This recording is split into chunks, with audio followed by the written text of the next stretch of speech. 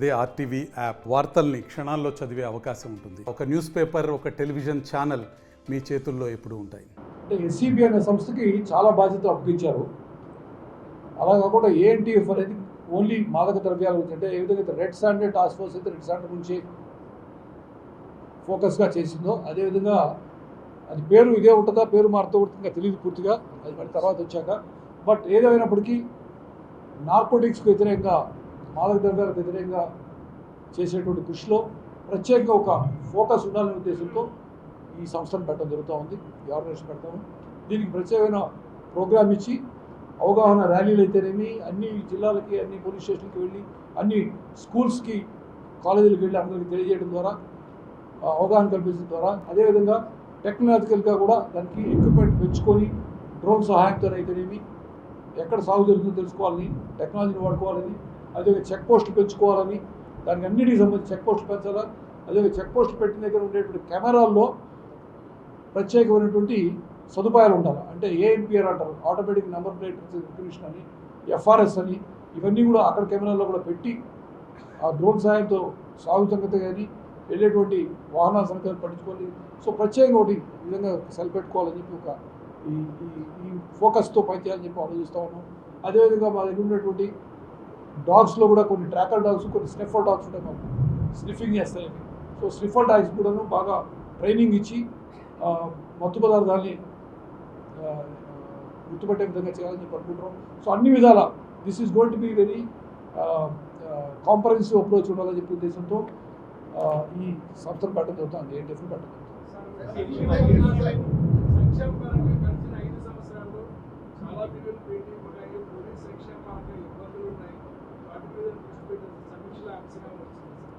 రెండు విషయాలు చెప్తాను ఇక్కడ, మీరు చాలా చక్కటి ప్రశ్న వేశారు. ఒకటి వచ్చేసి మాకు కొన్ని నిధులు లేకపోవడం వలన బాగా పనిచేస్తూ దేశంలోనే ఆంధ్రప్రదేశ్ మంచి పేరు తెచ్చినటువంటి కొన్ని ఆర్గనైజేషన్స్ చాలా వెనకబడిపోయాయి. ఫర్ ఎగ్జాంపుల్, ఇవాళ ఎక్కడైనా దొంగతనం జరిగితే, అక్కడ ఫింగర్ ప్రింట్స్ దొరికితే వాటిని ఐడెంటిఫై చేయడం కోసం మా దగ్గర ఉన్న ఎక్విప్మెంట్ మూలబడిపోయింది, అంటే సర్వర్స్ కాలిపోయింది. ఎందుకు కాలిపోయినాయి అంటే యాన్యువల్ మెయింటెనెన్స్ కాంట్రాక్ట్కి సంబంధించిన నిధులు లేక. మొన్న వారం రోజుల క్రితం జరిగినటువంటి సమీక్షలో ఈ విషయం ముఖ్యమంత్రి గారి దృష్టికి తీసుకెళ్ళాక దానికి సంబంధించి ఏఎంసీకి సంబంధించిన నిధులు విడుదల చేశారు ఒకటి. రెండవది, కొన్ని పెండింగ్ బిల్స్ చేయడం వల్ల కొంత వల్ల, ఆ తర్వాత మనం కొన్ని కేంద్ర ప్రభుత్వం ఇచ్చే నిధులకి వాళ్ళు ఇచ్చే వాటిలో 75% వాళ్ళు ఇస్తే మనం 25% ఇవ్వాల్సి ఉంటుంది. కొన్నిట్లో 100% ఉంటాయి, కొన్నిట్లో 75 వాళ్ళు ఇస్తే మనం 25 ఇవ్వాల్సి ఉంటుంది, కొన్నిట్లో వాళ్ళు 60 ఇస్తే మనం 40 ఇవ్వాల్సి ఉంటుంది. ఆ విధంగా మనం మ్యాచింగ్ గ్రాంట్ ఇవ్వకపోవడం వల్ల 3 సంవత్సరాలుగా కేంద్ర ప్రభుత్వం నుంచి నిధులు ఆగిపోయింది టోటల్గా. దానికి సంబంధించినట్టుగా 61,20,00,000 మననే శాంక్షన్ చేశారు సీఎం గారు. మా డిపార్ట్మెంట్ రివ్యూ చేసినప్పుడు ఆయన దృష్టి రివ్యూ చేయడం జరిగింది. అదేవిధంగా సుప్రీంకోర్టు ఆదేశాల మేరకు పోలీస్ స్టేషన్ అన్నింటిలో మేము సీసీటీవీ కెమెరాలు పెట్టాం.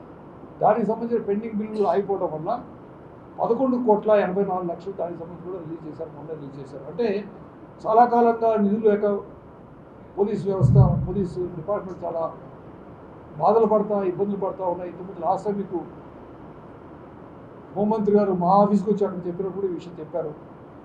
సీసీటీవీ కెమెరాలు అయితే ఇవన్నీ సరిగ్గా పనిచేయట్లేదు, కష్టాలు ఉన్నాయని. అవన్నీ ఇవ్వడం జరుగుతూ ఉంటుంది.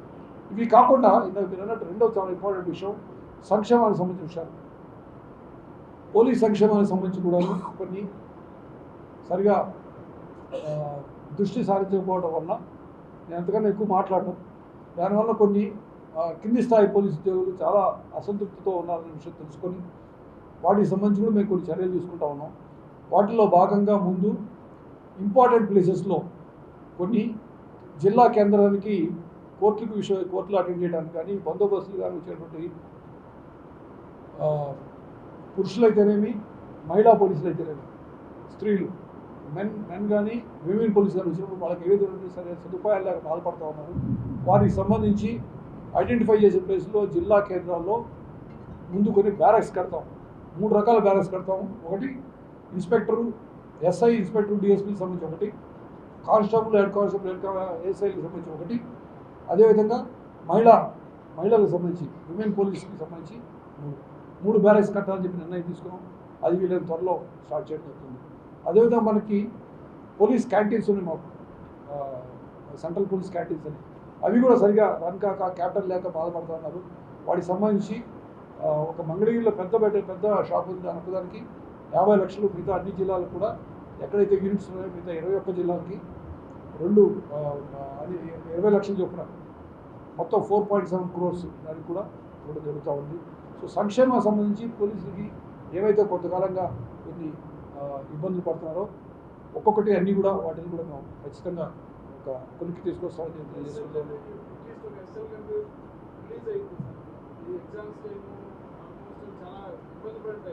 ఖచ్చితంగా చేస్తామండి.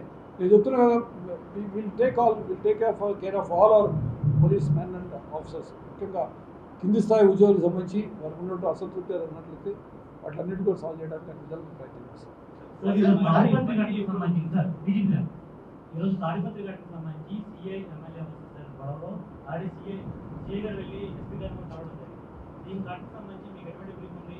పూర్తిగా ఎవరు తప్పినామంటారు? ఎందుకు పొలిటికల్ సంబంధించి పోలీసులకు సంబంధించి డిఫరెన్స్ ఎందుకు వస్తుంది? అక్కడ కొన్ని శాండ్ లారీలు సీజ్ చేసి పట్టుకొని చెప్పి వాళ్ళని కేసు పెట్టమని చెప్పారు. నేను చెప్పేది ఏమిటంటే, మాకు ఎవరు కూడాను ఒక ఇందాక మీకు చెప్పాను, ప్రజలందరూ జవాబుదారీతనంగా ఉంటాం. అది ఎప్పుడు ఆ మాట కట్టబడి ఉంటుంది. అది ప్రజలందరూ కావచ్చు, ప్రజాప్రతినిధులు కావచ్చు, ఏ పార్టీ వారైనా కావచ్చు, వారందరూ కూడాను చెప్పిన దాన్ని మేము చూసి ఏది కరెక్టో అది చేస్తాం. అంతవరకే కానీ మీరు చేయకపోతే మేము వచ్చి ఇక్కడ కూర్చుంటాము అని చెప్పేసి, లేకపోతే ఇళ్ల మీద పోయి దోషం చేస్తే అది చూస్తూ ఉపేక్షించాం. ఏ పార్టీ అయినా కానీ విడుదల చేయడం జరుగుతుంది. అయితే ఇబ్బాయి చేసినటువంటి మరి క్షమాపణ చెప్పాడు, వీడియో వచ్చింది బయటికి, ఇంకేదో ఇవాళ మళ్ళీ స్టేట్మెంట్ ఇచ్చాడని, ఇక దాని గురించి మేము అది కరెక్ట్ కాదు. మేమందరం కూడాను ఇప్పుడు ఒకటి గుర్తుపెట్టుకోవాలి, మేము ఒకసారి యూనిఫామ్ వేసుకున్నాక మాకు కొన్ని కాంటాక్ట్ రూల్స్ అంటూ ఉంటాయి. ఎంతవరకు వెళ్ళాలి, ఎంతవరకు వెళ్ళకూడదు. మీరు ప్రెస్ మీట్ పెట్టారు కదా, నా ఇష్టం వచ్చిన మాట్లాడకూడదు. నాకు ఒక పద్ధతి, ఒక బ్రీఫ్ ఉంటుంది. ఏది చెప్పాలి, ఏది చెప్పకూడదు, ఏ ఉండాలి, ఏది చెప్పకూడదు. ఎట్లా పడితే అట్లా బాగుంటుంది. ఏ ర్యాంక్ అయినా కానీ తెలుసుకొని వ్యవహరిస్తే అందరికీ బాగుంటుంది. దానికి సంబంధించిన విషయం చూస్తాం. చూస్తావా? ఇప్పుడు నేను చెప్పాను కదా, నేను ఓపెన్ చెప్పేది విషయం కాదు. నేను మీకు ఫ్యాక్ట్స్ మాట్లాడాను, వాస్తవాలే చెప్పాను. నేను చాలా క్లియర్గా చెప్తున్నాను. పోలీస్ వ్యవస్థ ఇప్పుడు పారదర్శకంగా పనిచేస్తుంది, అందరికీ జవాబుదారీగా పనిచేస్తాం. ఎవరు ఎక్కువ తప్పు చేసినా కానీ ఎవరిని ఉపేక్షించారు. అది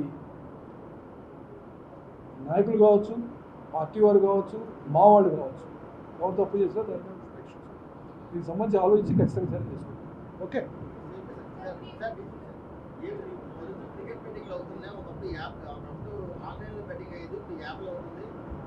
రీసెంట్గా గతంలోని 26 రోజులు ఇన్వెస్టిగేషన్ చేసి వాళ్ళకి బయటకు వదిలించారు. ఏ విధంగా వదిలేరు తెలియదు. గతంలోనే ఇప్పుడు ఈ తరచు యాప్లో వెళ్తుంది, ఎస్పెషల్లీ ఆనపత్రంలో.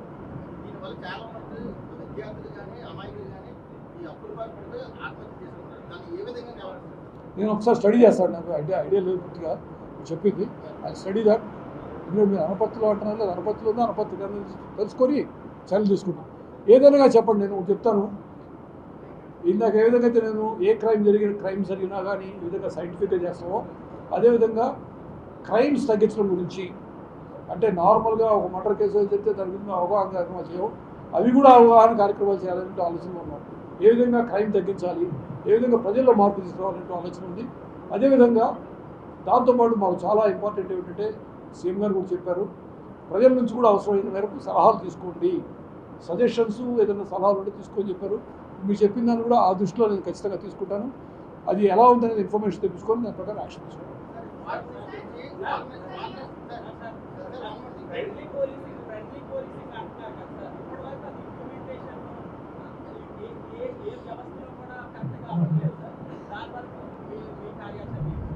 ఇక్కడ ఏమిటంటే, మనకి ఈ మధ్యకాలంలో లాంగ్ టైం ఎస్ఐలు మారిపోతారు, ఇన్స్పెక్టర్ మారుతారు, కొంచెం మీకు టైం పడుతుంది.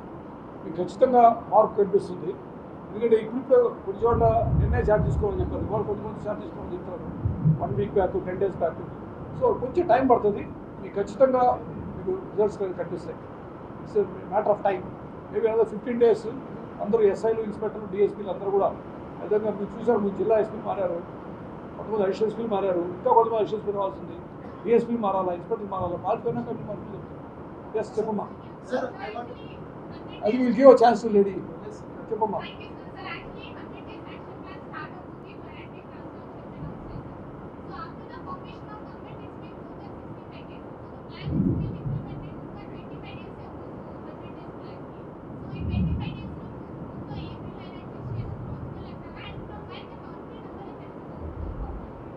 ఈ 100 daysలో పూర్తిగా నిర్మూలిస్తామని చెప్పట్లేదు. ఇప్పుడు కూడా మొత్తం ఏపీని గంజాయి రహిత రాష్ట్రంగా తయారు చేయడానికి టైం పడుతుంది, ఇంకా టేక్స్ టైం.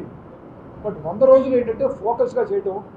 ఫర్ ఎగ్జాంపుల్ ఇది సాగు చేసే సమయం, సీడీ వేసే సమయం, సో దాన్ని ఆపడం ఎట్లాగా. అదేవిధంగా కాలేజీలకి, స్కూల్స్కి మా వాళ్ళు వెళ్ళి అవగాహన కార్యక్రమాలు చేస్తూ ఉన్నారు. ఫర్ ఎగ్జాంపుల్ ఇందాక విజయనగరం ఎస్పీ చెప్తూ ఉన్నారు, ఆయన సంకల్పం అనేటువంటి ఒక ప్రోగ్రామ్ తీసుకొని వాళ్ళ జిల్లా ఉన్న కాలేజీలందరికీ వెళ్ళి వాళ్ళకి అవగాహన సదస్సు ఏర్పాటు చేసి this is what is it ఒక సర్టిఫికేట్ కూడా ఆ కళాశాలకు ఇస్తూ ఉన్నారు. ఆ కాలేజీకి ఒక సర్టిఫికేట్ ఇచ్చి ఇది వి హ్యాడ్ ఇది అవేర్నెస్ అగేన్స్ట్ డ్రగ్స్ అన్నారు కదా, we stand against awareness drug awareness campaign చెప్తున్నారు. ఆ జిల్లాకి ఒక సర్టిఫికేట్ కూడా ఇస్తూ ఉన్నారు. సో అన్ని రకాలు చేస్తూ ఉన్నాము. అవగాహన సదస్సులు పెట్టడం అయితే ఇవన్నీ చేయడం ద్వారా ముందు ఒక కొలిక్కి తీసుకొస్తాం, మేనేజబుల్ లెవెల్కి తీసుకొస్తాం. అంటే మేనేజబుల్ లెవెల్కి తీసుకొచ్చాక దాన్ని పూర్తిగా చేసేయడానికి ప్రయత్నిస్తాం. ఏమా 1972 is a number. Maybe in a day or two it will be activated everywhere. ఇంకా ఎన్ని జిల్లాలు రావాల్సింది, ఇంకా ఎన్ని జిల్లాలు రావాలి, 2-3 జిల్లా 3-4 జిల్లాలో ఇంకా యాక్టివేట్ కావాలన్నది అయిపోతూనే అవుతుంది. 2-3 days. హోమ్ మినిస్టర్ గారు మాట్లాడుతూ ఎంటైర్ పోలీస్ డిపార్ట్మెంట్ లాస్ అయిపోయింది గత 5 days. It will take time to మళ్ళీ కన్స్ట్రక్ట్ అవ్వడానికి మళ్ళీ టైం పడుతుంది కదా. అంటే దీనికి మీరు కట్టుబడి ఉన్నారా? అంటే నిజంగా కొలాప్స్ అయిపోయింది పోలీస్ డిపార్ట్మెంట్. పూర్తిగా కొలాప్స్గా అయితే అంతా కూర్చొని పనిచేయం కదా, ఖచ్చితంగా ఉంటుంది. కొన్ని పొరపాట్లు జరిగినాయండి, కొన్ని పొరపాట్లు జరిగినాయి. అంటే ఫర్ ఎగ్జాంపుల్ అవసరం లేని చోట ఎక్స్ట్రా కేసులు పెట్టి కన్నేసి లోపలేసిన కేసులు ఎంత ఉన్నాయి. అదేవిధంగా కంప్లైంట్ ఇచ్చినప్పుడు సరిగా స్పందించకుండా ఉన్నాయి. సో వీటిలన్నిటి సమీక్షించుకొని ఏదైనా సరే గతంలో జరిగిన తప్పేం జరిగితే కరెక్ట్ చేసుకుంటాం. అట్లని చెప్పేసి మనం పూర్తిగా నిరాశావాదంతో లేమేము. మాకు చాలా, అందుకే చెప్తున్నా, చాలా ఆప్టిమిస్టిక్ ఉంటాం. Takes little time, will be able to bring it back to the normal లెవెల్కి తీసుకొచ్చేస్తాము. అంతగా మేము భయపడిపోవాల్సిన అవసరం, మీరు ఆందోళన చెందాల్సిన అవసరం లేదు. అంటే డిపార్ట్మెంట్లో మెయిన్ డ్రగ్స్కి సంబంధించి కానీ కనిపేసి సంబంధించి కానీ ఐడెంటిఫై చేయడానికి సరైన ఎక్విప్మెంట్ కూడా లేదని చెప్పి వార్తలు వస్తే హోమ్ మినిస్టర్ గారు కూడా యాక్సెప్ట్ చేశారు. కొన్ని ఉన్నాయి. ఇప్పుడు మీకు చెప్పా కదా, వేలి ముద్రలు సరిగ్గా చేసుకోలేక మేము తెలంగాణ వాళ్ళతో మాట్లాడి చేస్తాం ప్రస్తుతం. ఇది ఎంత బాగుంటే ఒక 1 రోజుల్లోపు, ఎందుకంటే వాళ్ళు పిలిపించాము. మాకు ఏదైతే ఎక్విప్మెంట్ ఇచ్చారో వాళ్ళు పిలిపించడం జరిగింది. వాళ్ళు 1 నెల రోజుల క్రితం వచ్చి ఒకసారి 15 రోజుల క్రితం ఒకసారి స్టడీ చేసి వెళ్ళారు. ఇప్పుడు ప్రస్తుతం విజయవాడలో ఉన్నారు, మంగళగిరిలో ఉంది. వాళ్ళు ఎక్విప్మెంట్ చూస్తూ ఉన్నారు. ప్రస్తుతానికి వాళ్ళే ఒక 2 సర్వర్లు తెచ్చి పెట్టారు. అది ఇది పనిచేస్తున్నట్లయితే మాకు ప్రాబ్లం ఉండదు. ఇట్స్ మ్యాటర్ ఆఫ్ అంతా బాగుంటే 1 వారం రోజుల్లో ఫింగర్ ప్రింట్స్ వరకు మాకు ఒక లెవెల్కి వచ్చేస్తుంది. అదేవిధంగా మిగతా అన్ని కూడా చూస్తాం. అంటే ఫర్ ఎగ్జాంపుల్ అప్పట్లో మనం లాక్డౌన్స్ మానిటరింగ్ సిస్టమ్ అని పెట్టాం, LHMS. వాటి కెమెరాలు అవి కూడా కొన్ని పనిచేయట్లేదు, కొన్ని పనిచేస్తున్నాయి, కొన్ని పనిచేయట్లేదు. వాటిని అప్ చేస్తాం. ఇప్పుడు మాకు ఎట్లా నిధులు ఇచ్చారు కాబట్టి ముఖ్యమంత్రి గారు వాటిలన్నిటికీ AMC మళ్ళీ పునరుద్ధరించి ఖచ్చితంగా వీటిని మళ్ళీ సరికొచ్చి చేస్తాం. మా పోలీసు శాఖలో ఉన్నటువంటి సిబ్బంది అయితేనేమి, అదేవిధంగా ఎక్విప్మెంట్ అయితేనేమి, అన్నింటి కూడా ఏదైనా చిన్న పొరపాట్లు ఉంటే అన్నీ రెక్టిఫై చేసుకొని ఖచ్చితంగా మీ ద్వారా ప్రజలకు మెరుగైన సేవలు అందిస్తాం.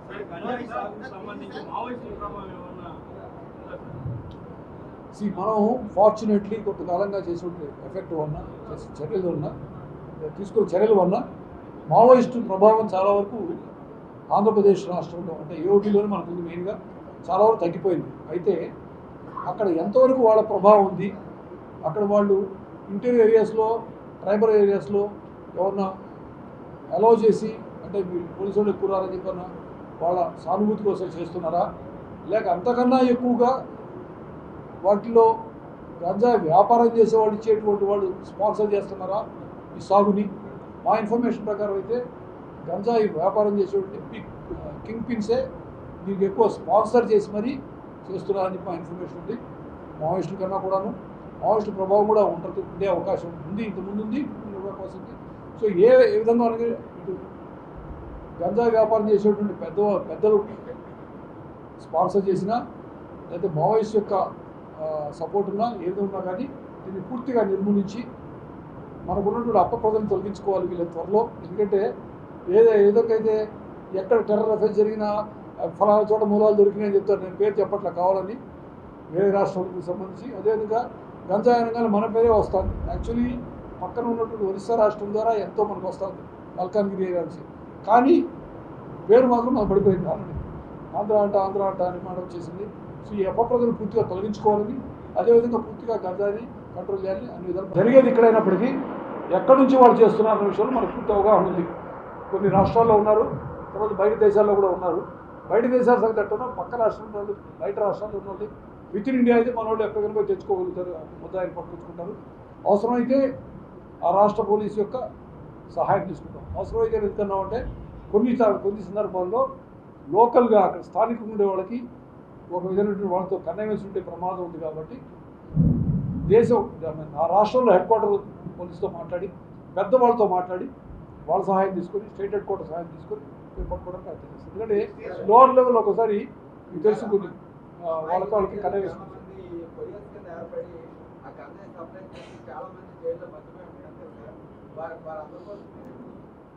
ఇప్పుడు తప్పు పని చేసేటప్పుడు అది చిన్న కొరియర్ పని చేసావా, లేకపోతే కన్సంప్షన్ అయినా, లేకపోతే చిన్న షాప్లో పెట్టేలా తీసుకున్నావా అనేది వాళ్ళే ఆలోచించుకోవాలి. ముఖ్యంగా those things they should not do.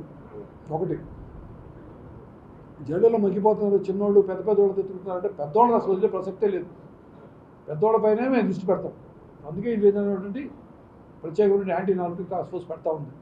ముందు కింగ్ పిన్స్ ఉన్నారో వాళ్ళని మీద ఎక్కువ నిఘా పెడుతూ వాళ్ళ కోసం చర్యలు తీసుకుంటూ కింద లెవెల్లో కన్సంప్షన్ లెవెల్ వరకు కూడా వస్తాం. కన్సంప్షన్ లెవెల్ అయితేనేమి, కొరియర్ అయితేనేమి, లేకపోతే చిన్న షాప్లో పెట్టుకుని వచ్చే అమ్ముతున్నారు కదా అనుకునే వాళ్ళు, వాళ్ళందరూ కూడా చర్యలు తీసుకోవడం జరుగుతుంది. కానీ ముఖ్యంగా వీటిని వ్యాపారం చేసేటువంటి కింగ్ పిన్స్ సాగు దగ్గర ఈ రెండు చోట్ల అంటే సోర్స్ దగ్గర కంట్రోల్ చేయాలి. తర్వాత మెయిన్ బిజినెస్ కంట్రోల్ చేసినట్లయితే తర్వాత ట్రాన్స్పోర్ట్ తగ్గుతుంది, కన్సంప్షన్ తగ్గే అవకాశం ఉందని చెప్పి మేము ఆలోచిస్తూ ఉన్నాం. ఆఫ్ఘనిస్తాన్, నైజీరియా నుంచి వచ్చే విద్యార్థులు అది ఈజీ అయిపోయినప్పటికీ ఇక్కడ కొన్ని మంది నివాసం ఉన్నానికి ఇక్కడ స్థానిక ఎమ్మెల్యేల దగ్గర తీసుకుని ఆంధ్రప్రదేశ్ సెటిల్ అయిపోయి ఇక్కడ డ్రగ్ మాఫియా కూడా రన్ అవుతుంది. వాళ్ళని పట్టుకొని గతంలో కొన్ని మంది పంపించేస్తారు సార్. అది ఇంకా తరచూ ఇంకెక్కువ కొద్దిగా హైడ్ అయి ఉన్నారు. వాళ్ళు ఏ విధంగా పట్టుకుంటారు? అన్ఫార్చునేట్లీ దాని పేరే నైజీరియన్ క్రైమ్. అంటే ఒక దేశం గురించి మాట్లాడుతూ కరెక్ట్ కాకపోయినప్పటికీ సైబర్ క్రైమ్స్లో ఒక పర్టికులర్ క్రైమ్ పేరే నైజీరియన్ క్రైమ్ అని. సో వాళ్ళు వచ్చి ఉండేటువంటి అవకాశం ఉంది, చేస్తున్నారు, ఇక్కడ ఉన్నారు. అదేవిధంగా మన దేశంలో ఇతర ప్రాంతాల్లో ఉండి స్టూడెంట్స్ కింద రావడం అయితేనేమి, ఇంకో కారణంగా వచ్చేసి ఉద్యోగం చేస్తున్నట్టు చూపించుకొని ఓవర్ స్టే చేస్తున్న వాళ్ళు ఉన్నారు. వాళ్ళు ఎక్కువ పాల్పడుతున్నట్టుగా కూడా మాకు ముఖ్యంగా సైబర్ క్రైమ్ విషయంలో ఇన్ఫర్మేషన్ ఉంది. సో వాటిని ఎప్పటికప్పుడు వాటిని ఎక్స్పోజ్ చేయడం, పట్టుకోవడం, ముఖ్యంగా ఢిల్లీ లాంటి ప్రాంతాల్లో పోయి పట్టుకోవడం.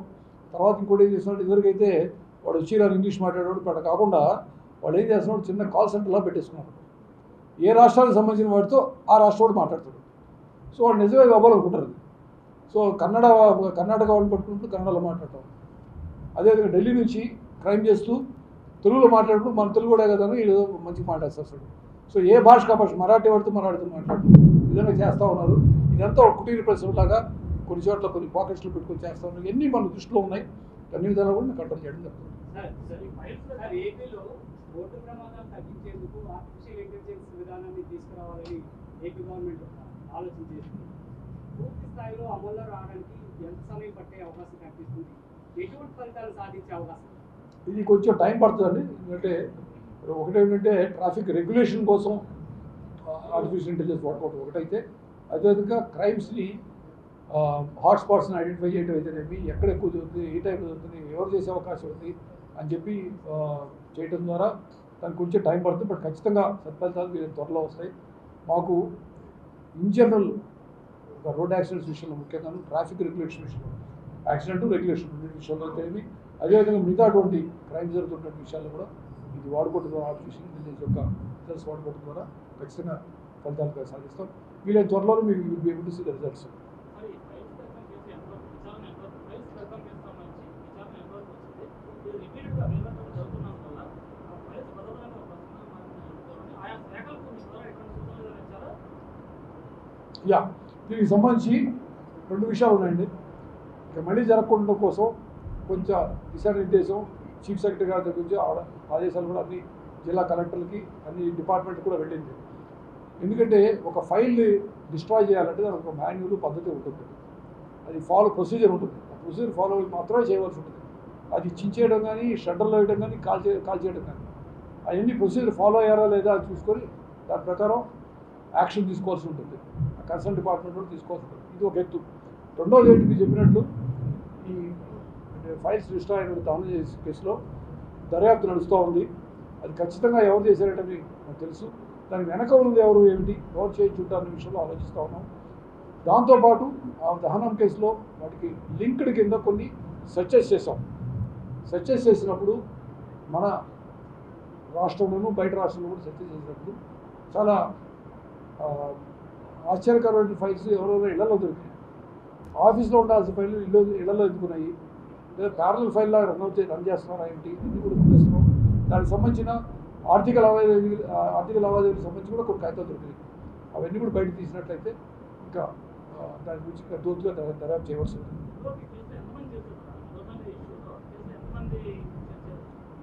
మేము నెంబర్ ఐడెంటిఫై చేశాం కానీ ఇంకా అరెస్ట్ చేయలేదు. అవసరాన్ని బట్టి చేయడం జరుగుతుంది. నెంబర్ చెప్పట్లేదు, వద్దులేండి. ఇప్పుడు దర్యాప్తు వివరాలు ఇప్పుడు చెప్పలేను నేను. దర్యాప్తు వివరాలు చెప్పలేను, నేను చెప్తాను.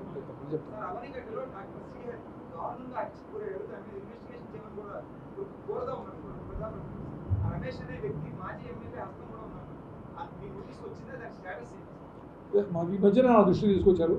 ఇమ్మీడియట్గా సిఐడికి పంపించడం జరిగింది ఇన్వెస్టిగేషన్కి. అది వాళ్ళు త్వరలో దర్యాప్తు చేసి అన్ని విషయాలు బయట తీసుకొచ్చారు. 21,000 కోట్ల రూపాయలు విలువ చేసే డ్రగ్స్ వైజాగ్లో దొరికింది. దాని స్టేటస్ ఏంటి? ఇప్పుడు వచ్చే కేసు పురోగతి కోసం మీడియా కూడా ఏం తెలియదు, మీకేం తెలుసుకుంటారు? అదే ఇప్పుడు సిబిఐ చేస్తూ ఉన్నారు అది. సో దాని గురించి కూడా నాకు యాక్చువల్లీ నేను కొంచెం బేసిక్ వివరాలు సిఐడి వాళ్ళు అడిగి సిబిఐ వాళ్ళు అడిగి కొంచెం తెలుసుకోవాలనుకుంటాను. అది కేసు ఇమ్మీడియట్గా సిబిఐకి వెళ్ళిపోయింది కాబట్టి మాది ప్రస్తుతం వివరాలు తెలియవు. ఖచ్చితంగా తెలుసుకుంటాం. మై నాలెడ్జ్ రవాణా, సాగు, రవాణా, విక్రయం, వాడకం 4 పేజెస్లో జరుగుతూ ఉంది.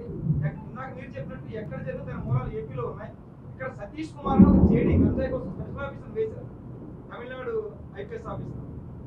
2 లక్షల కిలోలు చెప్పిన 2 సార్లు దగ్ధం చేశారు. ఇదే నా 15 ఏళ్ల కెరీర్లో చాలా మంది డీజీపీలు, 3-4 డీజీపీలు దీని మీద మీరు చెప్పినట్టు చెప్పి వెళ్తూ ఉన్నారు. కాగితాలకి వార్తలకి పరిమితం అవుతుంది. నిర్మూలనకి మీరు తీసుకునే చర్యలే. అదే ఇప్పుడు చాలా కరెక్ట్గా అడిగారు. ఇంతకుముందు చేసినట్టుగా కాకుండా ఒక విధమైనటువంటి, నేను మీకు అందుకే ఉదాహరణ చెప్పాను కావాలని. ఒక సమస్య ఉన్నప్పుడు ప్రత్యేకమైనటువంటి ఒక బృందం ఏర్పాటు చేసినప్పుడే మనకి సత్ఫలితాలు వచ్చాయి. ఎప్పుడు కూడా మీకు చక్కని ఉదాహరణ చెప్పేది మీకు ఈ మధ్యకాలంలో జరిగిన రెడ్ సాండర్ టాస్క్ ఫోర్స్. అది ఒక 8-9 సంవత్సరాల క్రితం పెట్టినట్టున్నారు.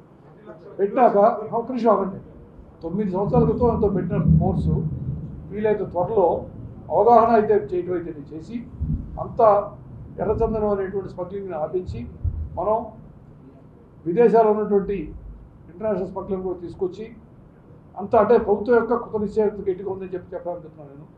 చేయగలిగాం. సో అదేవిధంగా అది చేయగలిగినప్పుడు చేయలేని పరిస్థితి కాదు. ప్రతి సమస్యకి పరిష్కారం ఖచ్చితంగా మనం కంగారు పడాల్సిన అవసరం లేదు. అందుకోసం ప్రత్యేకంగా ఒక విభాగాన్ని తయారు చేస్తాం. ఏంటి ఫోన్ పెట్టడం జరుగుతూ ఉంది. ఇది ప్రత్యేకంగా మాదక ద్రవ్య దాని పేరే అట్లా ఉంది. మళ్ళీ దానికి 5-6 డిఫరెంట్ రెస్పాన్సిబిలిటీస్ ఇవ్వం.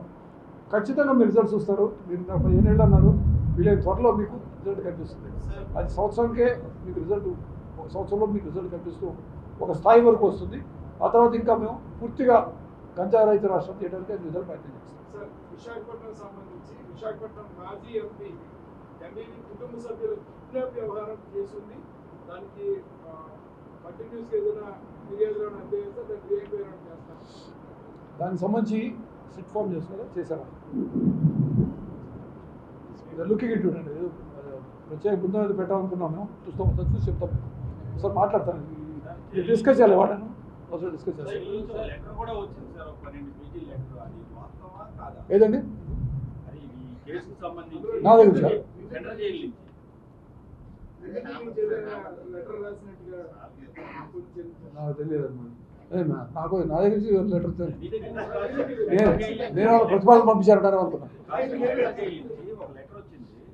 అది ఆయన రాసిందా లేకపోతే ఐఎమ్ వేరే? నాట్ షూర్ నేను కనుక్కుంటాను ఐఎమ్ నాట్ అవేర్ రాజ్యానికి సంబంధించి దాడుల్లో ఇప్పటికే అనేక వందల కేసులు అయితే పట్టుబడుతుంది సార్. కానీ దీని మూలాలు ఏ జప్తిలో పండుతున్నాయి అనేది మనందరికీ తెలిసిన విషయం. కానీ ఆ గిరిజనులకు ఏదైతే ఉందో వాళ్ళు వాణిజ్య వైపు అంటే వాణిజ్య పంటల వైపు కనుక మొక్కు చూపించే ప్రయత్నం చేస్తే కనుక 100% క్యూర్ అయ్యే అవకాశం ఉంది. బట్ అక్కడ ఆ విషయానికి వచ్చేటప్పటికి ఏదో తూతు మంత్రంగా నామకరణాలు విత్తనాలు లేకపోతే వేరే పంటల వైపు చూపిస్తున్నారు తప్పితే ఈ గంజాయి కంటే ఎక్కువ ధర వచ్చే పంటలు పండించే అవకాశం ఉంటే కనుక ఖచ్చితంగా ఇది స్టాప్ అయ్యే అవకాశం ఉంది. కాబట్టి దాని మీద ఎలాంటి చర్య తీసుకోవాలి? అదే ఇప్పుడు మీకు ఇందాక చెప్పాను ప్రత్యేకంగా ఈ సమస్య పైన క్యాబినెట్ సబ్ కమిటీ 5 మంత్రులతో వేశారు. హోంశాఖ మంత్రి, tribal welfares minister, health minister, ఎందుకంటే హెల్త్కి సంబంధించి డిఅడిక్షన్ క్యాంప్లో అయితే పెట్టారు కాబట్టి వాళ్ళని పెట్టారు. అదేవిధంగా ఎడ్యుకేషన్ డిపార్ట్మెంట్, ఎందుకంటే ఇవన్నీ కూడా చెప్పాల్సి ఉంటుంది చెప్పి ఎడ్యుకేషన్ డిపార్ట్మెంట్ పెట్టారు. సో అన్ని డిపార్ట్మెంట్లు కలిపి 5 డిపార్ట్మెంట్లు కలిపి పెట్టుబడి క్యాబినెట్ సబ్ కమిటీ ద్వారా అన్ని విధాల కాంప్రహెన్సివ్ అప్రోచ్తో వెళ్ళాలని చెప్పి అనుకుంటా ఉన్నాను. దాని గురించి అది ప్రత్యామ్నాయటువంటి పంటలు వాళ్ళు చెప్పడం అయితేనేమి, వాళ్ళకి వేరే అంటే అది జీడిపప్పు కావచ్చు ఎవ్రీథింగ్ అన్నీ కూడా మనం ఖర్జూరం కావచ్చు అన్ని వేయించడం ద్వారా ఇంకేంటంటే మనం అనుకుంది కాఫీ ఇవన్నీ అంటే వాణిజ్య పంటలు ఇంకా ఎక్కువ ఆదాయం వచ్చేటువంటి పంటలకు సంబంధించినటువంటి విత్తనాలు కూడా సరఫరా చేయడం ద్వారా చేయాలని చెప్పి ఆలోచిస్తాం. ఆల్రెడీ మనం కొత్త స్టార్ట్ చేసాం దీంట్లో. ఈ వర్క్ ఆల్రెడీ స్టార్ట్ అయ్యింది. 100 రోజుల దాంట్లో ఆల్రెడీ వర్క్ స్టార్ట్ అయింది. ఇంకా వీలైతే అది పోకుండా చేసినట్లయితే బాగుంటుంది ఒకటి. తర్వాత ఎక్కడైతే మిస్టేక్ ఎక్కడైనా వేసినట్లయితే డ్రోన్ సహాయంతో వాటిని ఐడెంటిఫై చేసి వాటి ఇమ్మీడియట్ డిస్ట్రాయ్ చేసి మళ్ళీ వారికే మళ్ళీ ఉచితంగా విత్తనాలు ఇవ్వడం ద్వారా ట్రైబల్ వెల్ఫేర్ డిపార్ట్మెంట్ ద్వారా ఇవ్వడం ద్వారా ట్రైబల్ వెల్ఫేర్ ద్వారా ఇవ్వడం ద్వారా ఖచ్చితంగా వారిని అటు వెళ్లకుండా ప్రత్యామ్నాయ పంటల వైపు వచ్చే విధంగా వాళ్ళకి ఆదాయం సరిపోయే విధంగా, అదేవిధంగా ఏదో పెట్టేశారని చెప్పి వాళ్ళందరూ ఏమంటారు ఇండెక్స్ మీద కేసులు పెట్టకుండా వారిని సౌదయంతో ఆలోచించి సానుభూతితో వాళ్ళకి తీయించేసి మళ్ళీ వేరే విత్తనాలు ఇచ్చి వాళ్ళని చేయించడానికి ప్రయత్నం చేస్తాం. ఎందుకంటే వాళ్ళని మళ్ళీ ఏ విధంగా కూడాను సమాజం నుంచి ఎలిమినేట్ చేయడం అయితేనేమి, మెయిన్ స్ట్రీమ్ నుంచి ఎలిమినేట్ చేయడం అంటే వారు మనకి పట్ల నమ్మకంతో ఉండాలా, అదేవిధంగా ఎలిమినేట్ కాకూడదు వాళ్ళు, అదేవిధంగాను వారికి అన్ని విధాలు కూడా సహాయం చేయాలని చెప్పి ఆలోచిస్తాం. సార్ ఈ గంజాయిని నిర్మూలించడానికి కాలేజీల్లో అవగాహన కార్యక్రమాలు పెడుతున్నారు. కొండపై నుంచి 9 చెక్ పోస్టులు 9 దారులు ఉన్నాయి. చెక్ పోస్టులు అయితే 3-4 దగ్గర ఉన్నాయి. ఆ చెక్ పోస్టుల దగ్గర ఉన్న వాళ్ళు కూడా బాగా డిపార్ట్మెంట్లో బాగా రిటైర్మెంట్ 2 years 1 year ఉన్న వాళ్ళే పెడుతున్నారు. అంత చెక్ పోస్టులు పెడుతున్నా సరే అంటే సరైన సమయంగా చెక్ పోస్టులు లేకపోవడం వల్లే అక్కడి నుంచి సిటీకి ఈ గంజాయి వస్తుందంటే కూడా తెలుస్తుంది సార్. ఈ చెక్ పోస్టుల పైన మీ అభిప్రాయం ఏంటి సార్? అది ఏమైందంటే ఈ మధ్యకాలంలో ఒక గుర్తింగ్ అంటే అందరికీ మంచి అవగాహన వచ్చేసింది. మీ చెక్ పోస్టులు తిరుగు మారుతారు మంచిగా. సో అందుకోసం డైనమిక్ చెక్ పోస్టులు పెడుతున్నాం. అంటే స్టాటిక్ చెక్ పోస్టులకు కాకుండా చెక్ పోస్టులు మార్చి పెట్టాలని ఒకటి. రెండవది ఏంటంటే కనిపించే విధంగా కాకుండా కొంచెం మేము డైరెక్ట్గా కనపడకుండా ఉండే విధంగా ఆగి చేయాలని చెప్పి. అట్ ద సేమ్ టైం అన్ని ప్రికాషన్స్ తీసుకోవాల్సిందని కూడా ఇందాక చెప్పారు మా వాళ్ళు. డైనమిక్ చెక్ పోస్టులు అదేవిధంగా ఫలానా చోట చెక్ పోస్ట్ ఉంటుంది అన్న దగ్గర వాళ్ళు జాగ్రత్తగా తర్వాత మళ్ళీ అడుదారిలో వచ్చేసి చేసే అవకాశం ఉంది. కాబట్టి డైనమిక్ చెక్ పోస్ట్ విధానం కూడా అవలంబించాలని చెప్పి అనుకుంటాం. సో మేము అంటే సమస్యను బట్టి మనం దానికి ఆలోచించి మా స్ట్రాటజీ ఉంటుంది, మా వ్యూహం అనేది సమస్యను బట్టి ఉంటుంది. సో మాకు ఆల్రెడీ తెలిసి మీరు చెప్పిన విషయం మాకు తెలుసు కాబట్టి కొంచెం వ్యూహం మార్చుకొని డైనమిక్ చెక్ పోస్ట్ పెట్టడం ద్వారా చేయాలనుకుంటాం. విశాఖపట్నం ఫీల్డ్ విజిట్లో భాగంగా విశాఖపట్నం కమిషనరేట్ పరిధిలోనూ అదేవిధంగా విశాఖపట్నం రేంజ్ సంబంధించిన అన్ని జిల్లాలకు సంబంధించి పోలీసింగ్ తీరుతేనే ఎలా ఉంది, నేరాలు ఎలా జరుగుతున్నాయి, వాటికి సంబంధించినటువంటి ఇన్వెస్టిగేషన్ ఎలా జరుగుతుంది, కేసులు డిస్పోజల్ ఎలా అవుతున్నాయి, అదేవిధంగా లా అండ్ ఆర్డర్ ఇష్యూస్ ఏమైనా ఉన్నాయా, ముఖ్యంగా ఈ ఏరియాకి సంబంధించి 2-3 ప్రాధాన్యత అంశాలు ఉన్నాయి మనకి. ఒకటి వచ్చేసి గాంజా, డ్రగ్స్, మాదక ద్రవ్యాల విషయాన్ని సమీక్షించడం. రెండవది కొంతకాలంగా విశాఖపట్నం పరిధిలో సైబర్ క్రైమ్స్ కొంచెం పెరగడం, ఇప్పుడే కాదు చాలా కాలం ఉందండి. వాటిని ఎలా ఇన్వెస్టిగేషన్ చేస్తున్నారు, వాటిని కంట్రోల్ చేయడానికి ఏదో చర్యలు తీసుకుంటున్నారు. అదేవిధంగా ఈ మధ్య జరిగినటువంటి కొన్ని సత్ఫలితాలు వచ్చినాయి ఇక్కడ. సో వాటి గురించి అన్ని కూడా చర్చించడం జరిగింది. ఇందులో భాగంగానే ఈ మధ్య జరిగినటువంటి 2 ప్రమాదాలు అయితే ఏమి, అదేవిధంగా వేరే రాష్ట్రాల్లో జరిగినటువంటి ఈ మధ్య వెస్ట్ బెంగాల్ జరిగినటువంటి హాస్పిటల్లో జరిగినటువంటి సంఘటన గురించి ఇవన్నీ కూడా పూర్తిగా చర్చించడం జరిగింది. ఒక్కొక్క విషయం కొంచెం చెప్పేసి నేను తర్వాత మీరు అడిగిన ప్రశ్న సమాధానం చెప్తాను. రాష్ట్ర ప్రభుత్వం గంజాయి నిర్మూలన గురించి ఏపీ రాష్ట్రాన్ని పూర్తిగా గంజాయి రహిత రాష్ట్రంగా చేయడం కోసం అనేక చర్యలు తీసుకుంటామని మీకు తెలుసు. ప్రత్యేకంగా క్యాబినెట్ సబ్ కమిటీ 5 మంత్రులతో క్యాబినెట్ సబ్ కమిటీ ఏర్పాటు చేయడం, అందులో భాగంగా కొన్ని చర్యలు తీసుకోవాలని ఆలోచించడం. ఇంతకుముందు మనం ఏ విధంగా అయితే రాష్ట్రంలో జరుగుతున్నట్టు కొన్ని నేరాలు అయితేనేమి, లా అండ్ ఆర్డర్ ప్రాబ్లమ్స్ వచ్చినప్పుడు కొన్ని మనం ఫోకస్డ్గా అటెన్షన్ పెట్టాము. అది ఎర్రచందనం కావచ్చు, నక్సలిజం కావచ్చు, ఫ్యాక్షనిజం కావచ్చు, వీటిని చేసినప్పుడు ఏ విధంగా మనం కంట్రోల్ చేసాము. ఆ విధంగా ప్రత్యేకంగా యాంటీ నార్కోటిక్ టాస్క్ ఫోర్స్ అనేది పెట్టాలని చెప్పి నిర్ణయించిన ప్రభుత్వం. క్యాబినెట్ సబ్ కమిటీ దాన్ని స్టడీ చేస్తూ ఉన్నారు. దానికి సంబంధించిన ప్రతిపాదనలు పంపించాము. నా పక్కనే ఉన్నారు ఐజీ గారు ఆకే రవికృష్ణ అని, ఆయన పోస్టింగ్ ఇచ్చాం కానీ ఇంకా ఏఎన్టీఎఫ్ ఫామ్ కాలేదు కాబట్టి ఆయన ఐజీ ఏఎన్టీఎఫ్ అనలేదు. వేరే పోస్ట్ కింద చూపించి ఏఎన్టీఎఫ్కి సంబంధించినటువంటి దాన్ని రూపకల్పన చేయాలనేటువంటి టాస్క్ కూడా ఆయన ఇవ్వడం జరిగింది. అదేవిధంగా రాష్ట్రంలో ఎక్కడ జరిగినా కానీ ఒక గాంజాకి సంబంధించిన ఇన్ఫర్మేషన్ కావాలంటే ఒక టోల్ ఫ్రీ నెంబర్ ఇచ్చినట్లయితే అది ఎక్కడ చేసినా కానీ డయల్ 112 కనుక డయల్ 100 ఏ విధంగా అయితే కంట్రోల్ రూమ్లో ల్యాండ్ అవుతుందో ఆ విధంగా ఏఎన్టీకి సంబంధించిన కంట్రోల్ రూమ్లో ల్యాండ్ అయ్యే విధంగా అది కూడా చర్యలు తీసుకుంటాం. 1972 సంబంధించి అన్ని జిల్లాల్లో ఇప్పుడు అనుసంధానం చేయడం, అవి పనిచేసే విధంగా చూడటం. నేను ఇంకో 2-3 రోజుల్లో అది పూర్తయినట్లయితే ANT formation, toll free number రావడం, అదేవిధంగా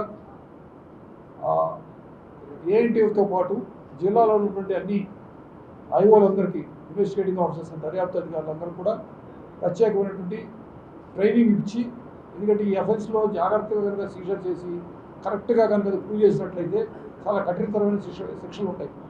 సో ఆ శిక్షలు వచ్చే విధంగా ట్రైనింగ్ ఇవ్వాలని చెప్పి నిర్ణయించడం జరిగింది.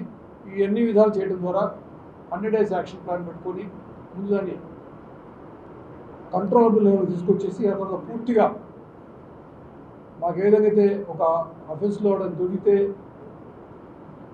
ఫార్వర్డ్ అండ్ బ్యాక్వర్డ్ లింకేజ్ ఉంటుంటే ముందు ఎవరి దగ్గరికి వెళ్ళబోతుంది, అదొక ఎక్కడి నుంచి సోర్స్ ఏంటి అని చెప్పి చూడటం, ఇవన్నీ చేయాలని చెప్పి ఆలోచన జరుగుతూ ఉంది.